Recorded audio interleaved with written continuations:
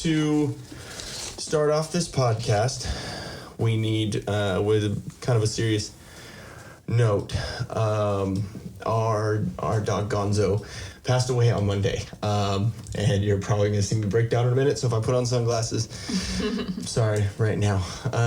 But this is our buddy Gonzo, and I'm sure you guys have all seen pictures and seen videos and stuff and seen him on stuff, but he passed away on Monday, August, was it the 10th?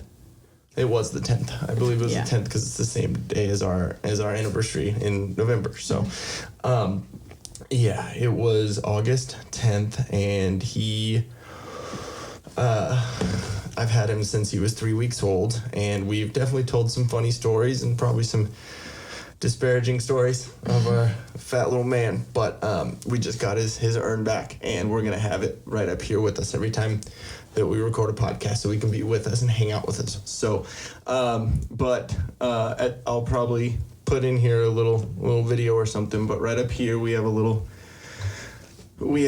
plaque that says Gonzo Squishington Chubbsworth Avina, his royal name, his full name. It's the official name. It's the official name, but it was very sad. We were at work, and he just was going through stuff. He peed in his bed, and the incontinence, like he couldn't have control of his kidneys.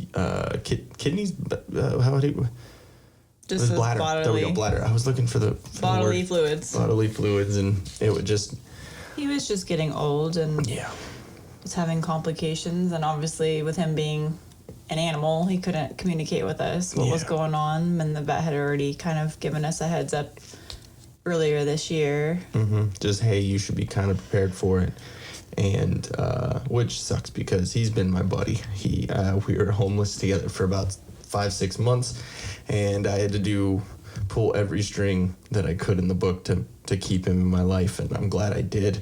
And with him being somewhat of a pit, I was talking to my old singer, Bixby, who just lost a dog about a year ago, and he was saying that. He was also saying too that, with him being, part pit, there's a chance that he might have been euthanized for some reason or anything like that, because pits, they kind of do that with pits. They're not really good being in shelters or being adopted or being anything like that. So, him having 11 years, 12 years is, a lot more than he could have had, So we're trying to look at the positives. It's been a really, really tough week. I've broke down probably about 80 times in the week. But yeah, anyways, so I left for work on Monday, and I thought it was I thought, oh, you're gonna be okay, buddy. I remember there's we have cameras in the house, and so you can see kind of leading up to it and everything. And even though it was hard, I, being the person that I am, I want to know what happened. And if I can know what happened, then it'll give me some sort of closure, be at peace with something. I don't know. You feel the same way? Did it help at all seeing it? It made it a little harder. Mm-hmm. Yeah, with me, I at least know when it happened, how, just that, what was going on. And I don't know. Yeah, we left. I left for work. You would left for work early in the morning since you go to early, and then I left at about 2:45-ish, and then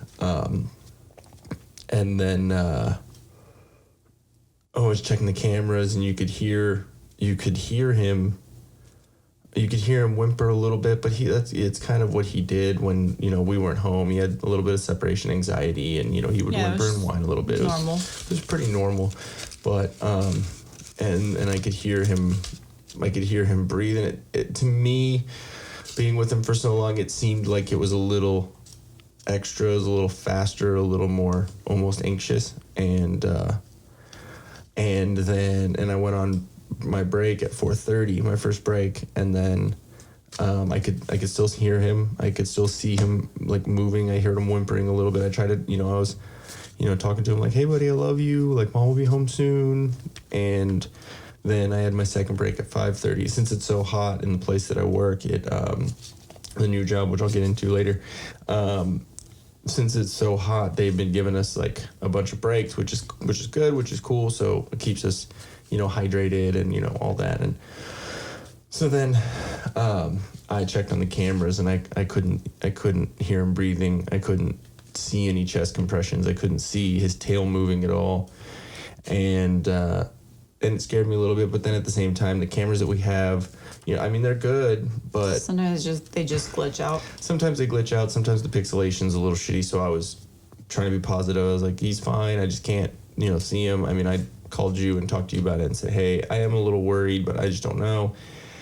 And then, unfortunately, you came home to him at about 6 o'clock. Mm-hmm. Yeah, and that kills me because I didn't want you to be alone seeing him. That. I'm trying here. I don't want to talk about this because that was difficult. Yeah, and then so when she got home, I just remember seeing a text message. I was looking at my phone, and I just remember you text me, "Hey, can you come home? I think he passed away." And sorry guys. And so I barely made it home. My job, they understood and they let me go, and I'm very, very thankful for that. And the second that I walked out the doors at the big warehouse garage door, my eyes started balling up with tears, and I was just saying, no, please don't. And then I got in the car and I couldn't see. I got in the car and I couldn't see. I could barely drive. I took back streets because I knew I wasn't gonna be doing okay. And I'm thankful that I made it home. And then I made it home, and I just knew. And I saw him laying there, and it's the weirdest feeling, man. It's the weirdest feeling. I grabbed his face and I grabbed underneath his head, and his mouth was cold, like his drool, his slobber was cold, and that was just it's that feeling, it's that knowing that he's gone. And I tried, I didn't know. Now after going back and seeing all that, and looking back at the videos, and after everything and transpired, I'll get back to what happened, but after looking at all the videos and everything, we realized it was probably about like 5:10, like 10 after 5, that he actually passed. There's a video of him that I think it's him, it's him going, it's him taking his last breath, making one last little whimper, saying bye. And, but, I hadn't known that. I didn't know that, maybe it had happened right before you got home, and he was, just barely, and there was some way of saving him. And so I tried to blow in his nostrils, try to, I'm not a dog, EMT or anything, so I couldn't just, I didn't know what CPR is for dogs or anything like that, but I tried the best I could. I blew into his nostrils, I blew into his mouth, trying to see if there was any air at all, and then I tried to give him some chest compressions a little bit, and it just wasn't working, and I didn't want to push on him anymore. I didn't want to hurt him. He's still my little boy, and so we knew he was gone, and we called my stepdad, and we called my dad, and they came over, and I'm really, really thankful for that. It was good to have them there. They helped out because he was a big boy. He's a little heavy, and dead weight's a little heavier too. So, but it was just sad, man. I just held him, and he was still soft.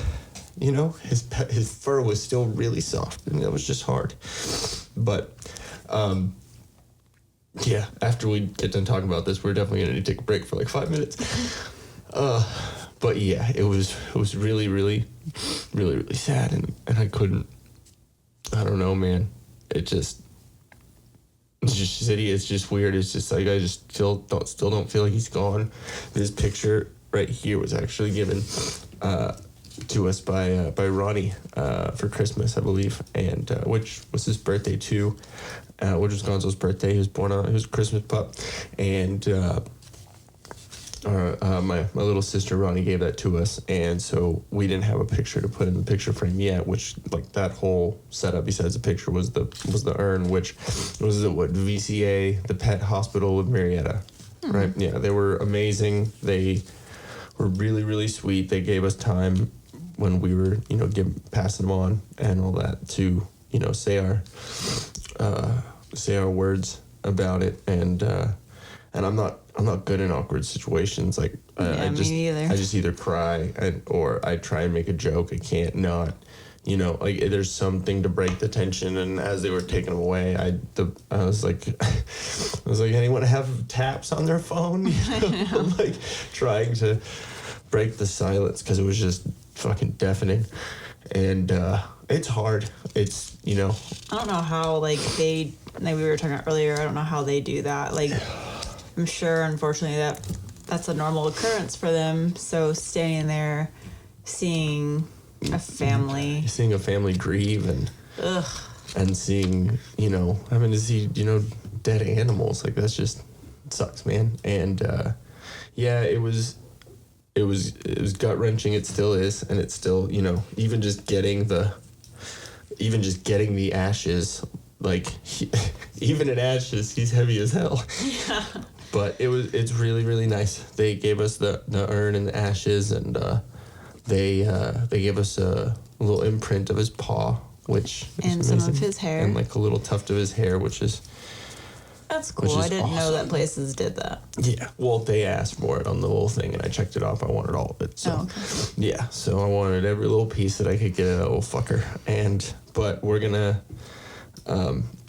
honor him the best we can. We're gonna have a little celebration of life, as maybe next weekend, and do a little Zoom party or something. So, we'll,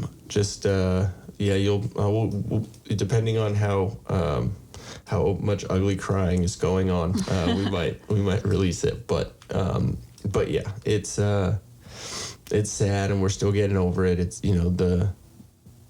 just the routine of you getting up in the morning and taking them out and giving them food and water and all this, and it's just not a part of your day anymore. It's it sucks. It sucks really bad. And well, it's weird. It's just because I guess humans, we get so caught up in routine, and I personally like routine because it helps me set my day, and it's comforting to have a routine. And when stuff gets messed up, or like, that's not a good word to say, when stuff changes, then it kind of just throws you for a loop. Yeah, it's just like I literally like went downstairs and was like, okay, well, I'm supposed to get us food right now. I guess I make my coffee now. I don't know. It's just weird. It's like, weird. It's how do you deal with it? How do you go about? Do you break down, or do you try and get through it? And it's hard to push back the breaking down thing. It sucks, and it's really hard. Like, I can't. I think the hardest part was I had to call the vet the next day because I had his appointment scheduled, and I had to call them before I went to work. And I thought it was gonna be fine just to call them and be like, "Hey, you gotta cancel," blah blah blah. And I literally broke down like a blubbering mess on the phone. And I'm like, I don't even know how the lady even understood who I was, what I was calling about, or anything. So, like, looking back on it, I can laugh at myself. Yeah. But I just kept repeating the time, 11:20, because that was the time he was supposed to go in. That's the only thing That's all I could say. That's all I could get out of my mouth. And so she knew by my caller ID who I was, because I didn't even say my name, anything. I just kept saying, "Oh, he's gone." Yeah. So. Yeah, it sucks, man. And what sucks about that too, and I know it's not their fault or anything like that, but I woke up to a text message from them saying, "We're looking forward to seeing Gonzo at 11:20 today." It just sucks, man. It just really sucks. But he was an amazing pup. And even though we had, you know, you go listen back to clips or see anything that we talked about, you know, it, you know, he definitely was a character, and it's, you know, it's hard, and something that really tripped me out, that really, that made me, you know, realize it. For one, that night the house was cold. It was so cold. It was, and it wasn't really that cold outside. It was regular temperature that it's been, you know, and just downstairs was just so cold. It was just so weird. And then I went to work, and they do the little boop boop, the little temperature thing on your forehead. Mm-hmm. And I'm usually 97, 98 about that. And the day after, was it the day after? It might have been Wednesday, 2 days later. But they did a little temperature thing, and I was 95 just for one day. And every other day I've been regular temperature. But it was like my whole body was just colder, you know, just going through that, and it just sucks. But cheers to that chubby, amazing, ridiculous dog, Gonzo. I love you, bud. Oh. All right, so we're gonna take a little break because that sucked talking about. Hey guys, thanks for watching. If we float your boat, make sure to subscribe here. For more awesomeness in your ear holes, click one of these videos here. You just gotta follow the red arrow and poke it. Poke it real good. You're supposed to poke the video, not me, babe. I was.